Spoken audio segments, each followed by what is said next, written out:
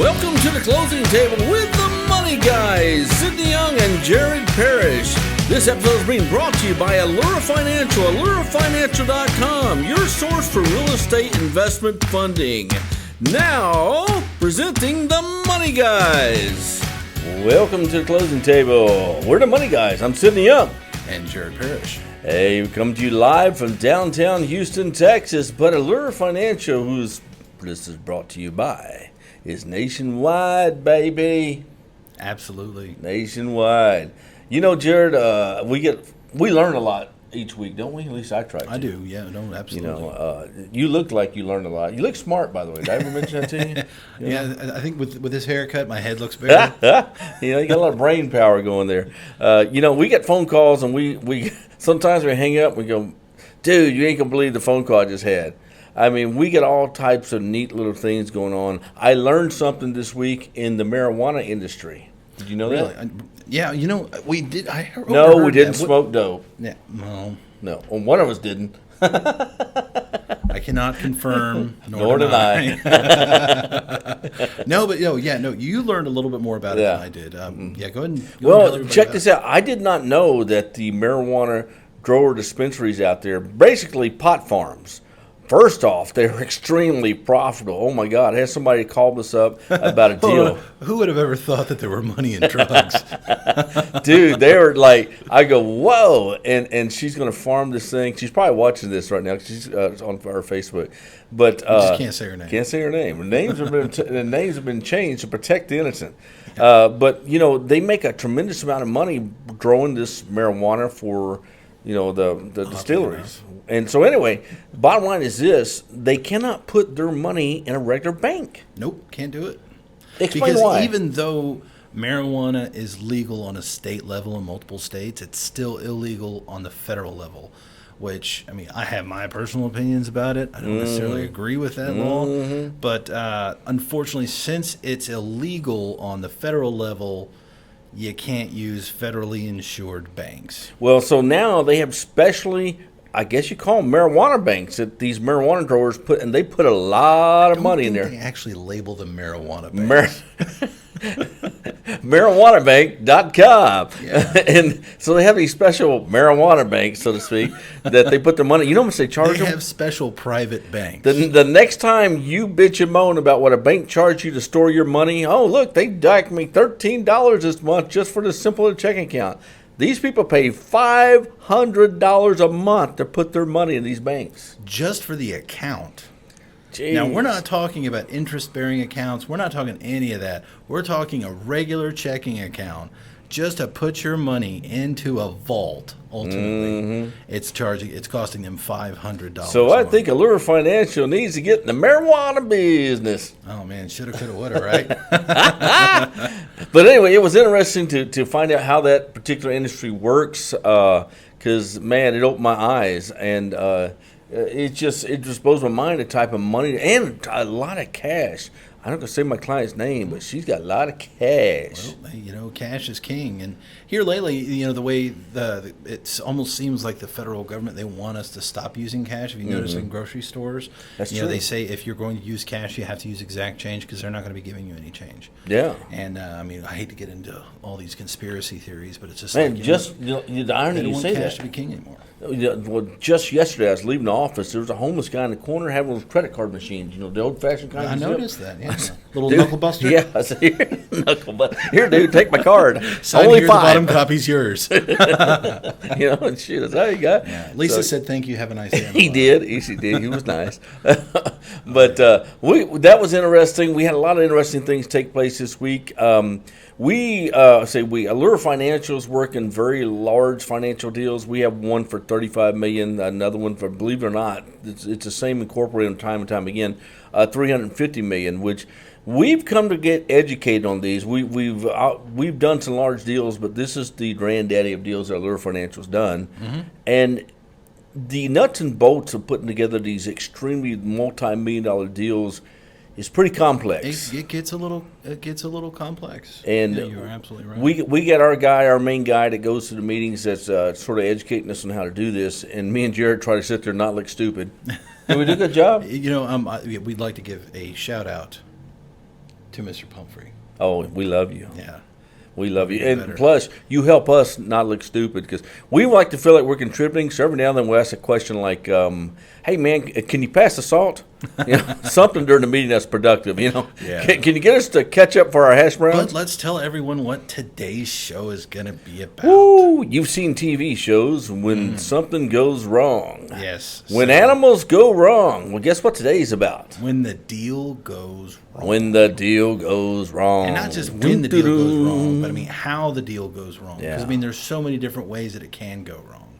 So for anyone that's out there that's listening, because that's a new real estate investor, and we're probably going to be getting a lot Yeah. of brand new real estate investors out there. Yeah. You know, they always say you learn through experience. You can also learn from other people who've gone through some And you experience. learn because you lost a lot of money. And you say, Yeah. I'll never do that again. So today, instead of just making you more money, we're going to teach you How to keep the money you got. your money and not lose as much on a bad deal. You know, sometimes when the deal goes wrong, you just walk away with a bad taste in your mouth. Say, I'll just try it again. I'm a little smarter. Sometimes when the deal goes wrong, what I just said happens, and you're going to miss a chunk of your bank account, and there's nothing you can do about it. And sometimes you just say, you know, I picked the wrong person as a mentor, and I'm going to try a different one. Yep. Now the first one we're going to talk about it's a seldom problem. They have pills for that. Yeah. No, I got to see a doctor. Okay. You okay? No, I mean it doesn't happen all the time. So I mean we're gonna knock this one out pretty quick, but we are gonna review some of the problems with it. Is finding the right title company to work with. Yeah. We have had plenty of issues with title companies. Yeah. And and every time that happens, the investor's like, "Oh my God, I've never had a title company." Hey, do can we that." shout out to our two favorite ones real quick? Yeah, knock it out. Hey, David Sayabusi. Sayabusi out of Dallas. Look him up. Man, we closed, 8-10 deals with him. He is wonderful. If there's ever an issue, he takes care of it. David's attorney does a great job over there. And that's Also, David with Superior Abstract Title. there you go, out of Dallas, but they'll close deals anywhere. And also, Valero Title. What's her name over there? Cynthia Razzo? Cynthia Razzo, yeah. Valero Title, they've done tremendous stuff. We had a very difficult deal they helped us close, plus some other stuff. We recommend those two. talking E.L. about Crane, going above and BRPS beyond. Title. Yes. So- Neil Crane's awesome guy. He does a lot of work in the community too. Yeah, he does. He's not community service, picks up the trash on the side of the road on weekends. No, wrong. Okay, different one. Different one. Okay. Anyway, don't hit me, E.L. He's a big guy. Guess what's going to happen? We're going to take a short break. Okay, we got to put some commercials on here for you to hear. Got to pay for the show. Yeah, got to pay for the show. And then we come back. We're going to talk about when deals go wrong. We'll be right back. Don't go away. Want to know one of the secrets to real estate? Getting to the finish line first. Because there is no profit in second place. Allura Financial can now close your fix and flip in 1 to 2 business days. No more appraisal fees or waiting time. There's still no credit check required. We can now finance up to 85% of your purchase and rehab. Call us right now at 833-896-6639 and get to the finish line first with Allura Financial.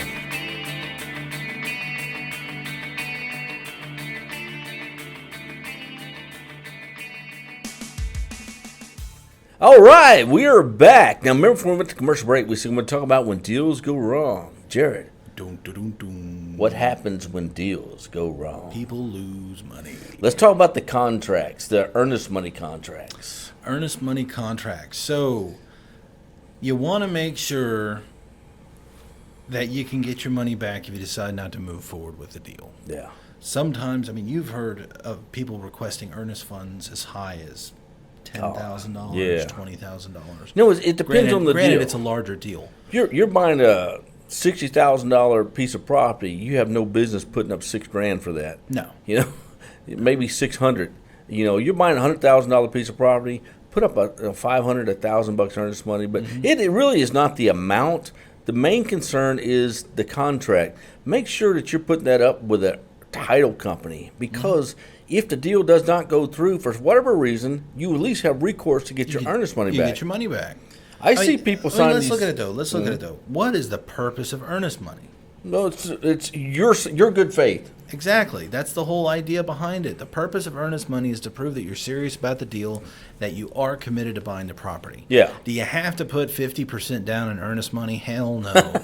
Okay? You want to put a few $100 down, $1,000 down, something that's affordable, something reasonable, but you want to make sure that you put in that caveat that you can get your money back if you decide that you don't want the house. Because at that point, so you put your earnest money down and then you order your inspection. Yeah, but before you do that, you want to make sure the earnest money goes to a title company. If you sign some wholesaler's contract that says you're going to put, $5,000-$6,000 down, and it goes to them and it's non-refundable, you are freaking nuts. That's nuts. With a capital TTZ. Yeah. Because what if the deal goes wrong? You don't, and you're not getting your money back. You basically paying the wholesaler their fee up front is what you're doing. And if the deal goes wrong, well, they get collected. You sign it says non-refundable, and they're going to move on to the next guy. Yeah, so you always want to make sure that you do have an exit strategy on a deal. Check that one. Yeah. Also, another one is when you're going to go look at a property, do you think it would be important for them to try to look up at least something to give some kind of estimated value? You got to know the value. You have to know at least Yeah. a little bit, because the next part of our little when deals go wrong was going to be covering appraisals. But even before an appraisal, if you're going to go look at an investment property, At least know the tax value. It may not be accurate, but at least you got an idea. Now, tax values are rarely ever that specifically accurate, Yeah. because a lot of people do fight to get their tax values lowered. Mm-hmm. And we saw one that the tax value was like 30, 40, 50% under what the appraised value was, because they had been trying to fight to keep it down. Yeah, but that's very rare. Usually tax value is going to be a little bit lower, but you have to get the general assessment of how much this property. Do not ever go visit a property and not know what that property's worth. Yeah. That's insane. Now, because let's look at a scenario, okay? So you go and look at a property, you didn't look up the values, you're driving through the neighborhood and you're like, oh no, these are really nice houses. I bet these are going for $200,000, $300,000. You don't know until you know. So you want to look up some comps before you go out there. Plus, just as a negotiation tool, Yeah. you want to know what you're looking at before they try to tell you what you're looking at. And check this out. No financial institution, no bank, no private money lender, even mom and dad, no one is going to pay more for a piece of property than what it's physically worth. And other than mom and dad, no one's going to give you 100% financing. It's going to be a portion, which will be the majority, 70, 75, maybe 80%. Or 85% in our case, of what the property's worth. I'd throw that little toot in there. Of what the property's worth, you still got to come up with a gap. But no one's going to pay more for a piece of property than what it's actually physically worth. It's so true. And you shouldn't be buying a property at a price that's higher than it's worth. Pay Yeah. what it's worth. Try to get it under what it's worth. I mean, we're in this as for a profit deal, so that's something that you want to look Now, at. can I talk about buyers and sellers? Who's a buyer? Who's a seller? If I had some bourbon and you wanted it, am I the seller or the buyer? I don't know. Oh, depends look on, at how, depends on how bad you want it. Looky there. I think the roles have just been reversed. Well, my friend, let's talk about sellers. You know what? One thing you want to do is, and you got to be forward in this. You can be polite, but you got to be forward, man. Make sure the guy that's selling you the property actually owns it. Go to, if it's Harris County here in Houston, go to Harris County, which is hk.org. Look up the title holder, see what it is. If he's a wholesaler and you get out there and it's the title goes to Joe Jones, you get out there and Tom Smith's the guy that you're meeting with, find out, hey, I noticed the title's under someone else's name. How are you related to the owner of this deal? Mm-hmm. It's really amazing how much public information there really is out there. And there is a lot of simple steps that you can do that can prevent, a catastrophe of a deal. And prevent you from losing money on it. For one, just like this, any county that you're in, doesn't matter where in the country you're going to go looking for a house, that house is going to be in some county. Go to that county's appraisal district online. You can look up the property. You can see who owns it, what's the tax value, and you can also reach out to lenders as a resource to try to help you look up if you don't know. Like Jared said, the appraisal district. Slow down on that drink there, buddy. Anyway, no, it's very important that you know that information. Not only what it's worth, who the property's titled to, You know, and then when you get out there, if the guy's a wholesaler, there's nothing wrong with that. If he's a wholesaler, just, you know, you want to see the wholesale contract, which most wholesalers say, I'm not going to show it to you because they don't want you to see what they're buying it for. Very true. But- Even if you don't go to the appraisal district, you can go to Zillow. And Yeah. Zillow is typically going to give you an estimate. Now, that estimate's typically pretty close from my experience. It's about 5 to 7% variance, but it's Zillow, in my opinion, is probably the closest of any free online type Yeah. of site. So, you know, just at least have some number in your head. And so you have an idea of what the property's worth. Find out who the property owner is. Make sure you're speaking to the property owner or someone that has authority to sell you the property. Because what if Jared here tried to sell me this office building and I give him upfront funds and he takes off to Mexico? Yeah, You would do that, wouldn't you? probably. Yeah, but he would go to Mexico. I know where he'd go. Anyway. Yeah. So just do some due diligence on your buyers. Another thing that can go wrong on your deal is When deals go wrong. I said check out your buyers. Yeah. As check out your sellers. Another way a deal can go wrong is the buyer. If you're the one that's selling the property and then you've got a buyer that comes in, the buyer can waste your time. Hey, let's talk about proof of funds. Oh man. These letters- Everyone asks for a proof of funds. I got to letter. see your proof of funds in Yeah, I order to wanna show see you a the proof property. of funds letter. You know what? I can type up a proof of funds letter in Microsoft Word, make it look official, send it over. That doesn't mean I've got that much money in my bank. But it has a phone number at the bottom for them to Oh call, my Jared. gosh, it's got a phone number. Wow. Proof of fund letters do help with some things to make sure the legitimacy of it, but it's really not that big of a proof, okay? Bank statements. We asked for them. But a buyer can't ask a seller for bank statements. They're not going to ask for True. that. Where the legitimacy comes in is going to be with the earnest money. Yeah. If they bring in earnest money, if they sit there and try to tell you, no, I'm not. I mean, I just like to go ahead and do this deal. I don't want to put up any earnest money. I'd like to go ahead and get finance started. Red flag can go up. They should at least be able to put down a few $100s if they're serious about doing the deal. You know, when deals go wrong, no one gets hurt till someone puts out an eye. And yeah. So- I haven't seen someone put out an eye yet. Not yet. No.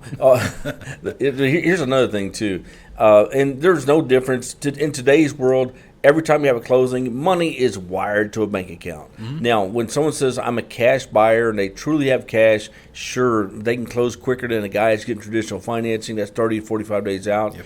But if a guy comes to a place like us, we still need 3 days to close the deal. But we're the same as a cash buyer because the money gets wired Now to who's close had the bourbon? Yeah, I need it. The money gets wired to title. So if you're using a private money lender such as Allura Financial, you're the same as a cash buyer because the money's getting wired there the day of closing, just a few days after you do the contract. Especially on fix and flips. How long Yeah. does it take? Oh for man, fix 3 and flip? days. Done. You know, as long as there's no title issue. If there's title issues, that changes things. But What's funny is we can actually get someone approved Quicker than title. within 24 hours. They can be ready to close in about 2 days. but it's title's still gonna take taking 3 to 5 days. 3 to 5 days right now. So So- we can actually get you ready to close before title's even ready. I can get you an offer the same freaking day, and if you sign it, you got a deal. Now another thing. So when deals go wrong. Oh, I sort of strayed there. Yeah, When deals go wrong. We did our own little ad there. Sorry. I had to put that in there. So when deals go wrong, another We should sing. No, go ahead. When deals go wrong. So- Oh. when learning fix and flips, when learning real estate investment, fix and flips specifically. Mm-hmm. The question is, let me ask you this one. See if you know. Yeah, You might. yeah. You're gonna disappoint me if you don't. I'm going to disappoint you. Go ahead. Should someone buy the ugly house or the broken house? It depends which one costs more to rehab. Well, it's always going to be the ugly house. Why is that? Well, a broken house is going to cost you more money. Mm-hmm. Now, when I say broken, I mean we're talking about major issues. Oh. Like one of the first things that's going to be a major problem is going to be foundation. Oh. Foundation can lead to plumbing problems. Yeah. Can lead to electrical problems Yeah. as well. Structural problems. So how do you find this information out if you're a new guy and you haven't been out to 30 walkthroughs? This is your first walkthrough to go through. You bought that online course or read that book and you're out to the property. How can you find out if this is a good deal or a bad deal structurally? So what I suggest to everyone is when you're getting into fix and flips, and this is something that you really want to do, get professional help. Okay, because you need to see someone because you're insane. How much is inspecting? $200? Yeah, inspection is going to cost you about $250 to $400 depending. Yeah. But you can also put together your little mastermind group of a general contractor, a realtor, things like that. You want to have a funding source in your group. Did we mention AllureFinancial.com? But with a general contractor, can typically go out and take a look at it. But before you buy it, even if it is a spec house, you do want to take a look at getting an inspection done. Getting into the home, I mean, now there's certain things that you can do to see if the foundation is okay, ask if there's any plumbing problems. But if you're trying to sell me a house and I'm probably not going to get it inspected and I ask you how the plumbing works, what are you going to say? Oh, plumbing's great. Yeah. Yeah, So matter of you try fact, just to help move this process along, we added an extra place for water drips. Just in case someone's in the shower, you can go there. Yeah, see, plumbing works great as long as you don't turn on the faucet or flush the toilet. He's at the same time. Yeah. Now, and that's the thing. So plumbing, electrical, structural, and your foundation, all of these things can be extremely expensive on a flip. Yeah. A lot of times with flips, you want to buy an ugly house that has good bones, that everything's working, maybe minor repairs here and there, but you really just want to jazz it up and make it look pretty and then go ahead and flip it for the profit. That's what we're going to talk about when deals go wrong. We're going to take a short commercial break. When we come back, we're going to finish out with when deals go wrong. We'll be right back. Don't go away. Attention real estate investors.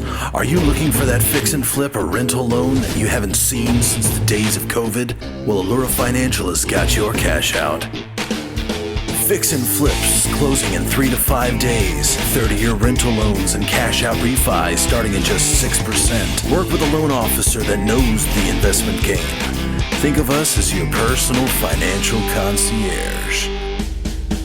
Call us today at 713-876-2617 or find us at Allura, ALLURA financial.com. This is one deal you cannot afford to miss. You'll love this. All right, welcome back to the closing table with the Money Guys. I'm Sidney Young. And Jared Parrish. We're talking about when deals go wrong. Let's talk about the source of your deal. Meaning, where'd you find that deal? Man, you got a home that's worth $240,000 for only $30,000? What a deal. Oh my gosh, how did you find such a deal? Sources, social media is huge right now in real estate, meaning Facebook, all the real estate Facebook groups, which we're very heavily advertised on Facebook and the real estate social groups.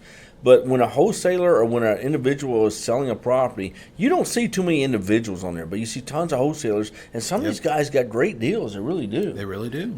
And some wholesalers are smart. They buy deals at such a low price because there's pain in the deal. Somebody's getting ready to be foreclosed on. There's family issues, and they buy it at such a low price on paper that they can still turn around and sell it and just make maybe $5 or $10 extra, and it's still low enough that you as an investor can get it, fix it, and make the big money on it. Those are the deals you want. And they're all out there. We get a lot of those, and I'm really impressed with the wholesalers that go out there and find those deals. That ain't easy. You know what it takes to find those deals? They do mail-outs. They spend a lot of money. It really does take a lot of work, and a lot Yeah. of people go into it thinking it's going to be just a cakewalk. And it does take a lot of interaction with the neighborhood, putting out signs, talking to people, cold calling, knocking doors. Yeah. There's a lot of work that goes into wholesaling, so my hat's off to a lot of the wholesalers out there that do it right. But you have to look at the home itself. Yeah. And that's another thing, man. It is in today's times in 2020, especially with all this COVID thing, there's 50,742 jillion wholesalers out there. Yeah. And you got to be careful who's legitimate, who's not. The guys have been around a long time. I mean, in the greater Houston area, you got the Vertical House Buyers, all the other guys. They've been around a long period of time. They know what they're doing. They're established. They actually have the true funds. If they had to, they could purchase the property. So you want to stick with the guys that know what they're doing. You find the one guy that says he's got it on paper, and that's good. He's able to get it on paper. Just use your judgment on biggest thing on the earnest funds. Man. Also, if you're just getting into fix and flip, if you're just starting out, don't hesitate to find someone who's experienced to joint venture with. This way they come in with you on your first couple of deals, you learn from them, they give you some good pointers, because they can look at a lot of the things with an experienced eye that you just don't have at this point. So joint venturing with people is great. For one, you get to share the money, so you get to share the investment portion of it, you get to share the profit of it, but you're also going to be gaining a lot of information, a lot of knowledge from them Now, through their experience. let's close this thing out with when deals go right. Now, let's talk about the rehab, because you want to be really careful if you use a finance company such as AllureFinancial.com on the rehab. Now, we're very fortunate in that we can basically fund the rehab the same day. If the request is put in early in the morning, we can have those funds in your account that afternoon, if not the next day. With as simple as a picture. Yeah, and so some companies will charge you to go out and inspect it. Basically, go out there and take a picture. That's all they're going to do. But you don't want Chuck in a truck working on your home. Talk about that. So when you're working on a fix and flip and you're working on a draw plan, now let me explain draw real quick. So when you take out a fix and flip loan with Allure Financial, .com. your rehab budget is going to be put in escrow. Now, when you complete a portion of the fix, then they need to verify that portion has been done. For instance, countertops. Let's say you budgeted $4,000 for countertops. So you finish countertops, they usually send out an inspector. We now have And they charge you for it. Yeah, about $100 to $150. So now we have the capability to where you just take a picture of the new countertops, send it in, and then you're going to have a direct deposit for that portion into your account. Yeah. So that's how a draw is going to work. Now, it's important for you to work with contractors who know how to work with a draw, because otherwise it's going to cost you money, because you're going to have to come out of pocket for the initial portion of the fix. But Mr. Homeowner, I need you to give me half up front and half later. Yeah, no, I'm working on a draw. Yeah. And honestly, and I was telling somebody this, if you have a contractor that needs half up front, if you want to do that, my suggestion is, what do you need to have? I need to go buy materials. Let me go down there and I'll pay for the materials. That way you know the money's going directly where he's buying the materials at. It's just dangerous whenever you do something like that. Typically, you want established contractors who can afford. They have lines of credit. They have open up where they can go get the supplies. Then they have 30 days from the time they get it to pay it, which is it falls in the cycle. You pay them, and that's the whole thing with the fix and flip. It is going to be a cycle.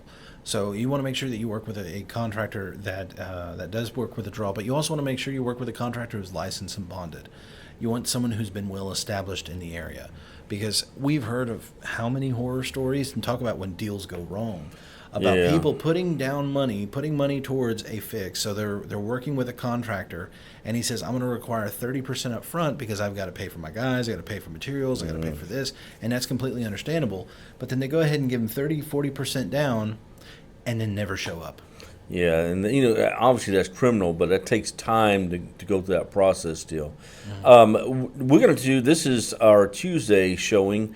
We have another podcast coming out on Thursday, and Thursday's going to be very interesting. Thursday, we're going to walk you through an actual deal. We're going to show you from start to finish. And did I mention AllureFinancial.com from what a finance company looks at and sort of the insides of the operation, how a finance company looks at a deal from start to finish. So you have the insights when you call a private funding company or hard money company, what they're going to be looking for to make the deal work. Ultimately, how can we get you approved, and are you already qualified? Yeah. And remember, at Allure Financial, we'll get you same-day approval. We'll have you funded in 3 days if title's clear. And so we get the deals done quick. AllureFinancial.com. My name's Sidney Young. The Closing Table with the Money Guys. We'll see you Thursday.